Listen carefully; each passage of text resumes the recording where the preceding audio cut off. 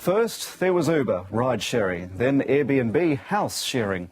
Now technology has brought bike sharing to Sydney, but as Nadia Daly found out, the scheme is not without problems. It's become a common sight on the streets of inner Sydney. After launching a few months ago in Australia, authorities are scrambling to keep up with the rapid rise of share bikes and complaints. I worry about them ending up on the road or ending up in the tree or ending up in a skip bin or something like that. I just need somewhere to dock them like they do in London and all those other places. They're being strewn all over the place after use. There's an uncontrolled proliferation of them in streets. In Melbourne, it's a bigger problem, and the council is collecting and destroying them by the dozen. Piles of share bicycles have been dumped in the Yarra River or up a tree. They're even the subject of spoof videos on social media. In China, the problem is much, much bigger.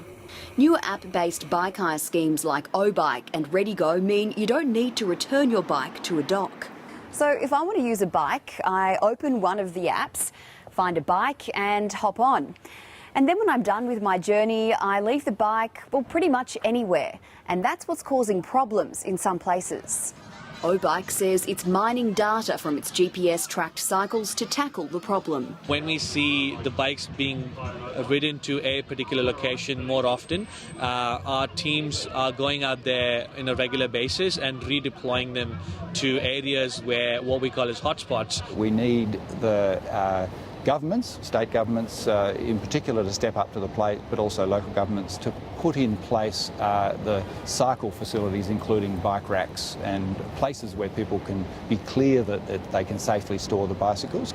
Many residents like the idea of bike sharing and hope the poor behaviour of a few won't crush a good idea. Nadia Daly, ABC News, Sydney.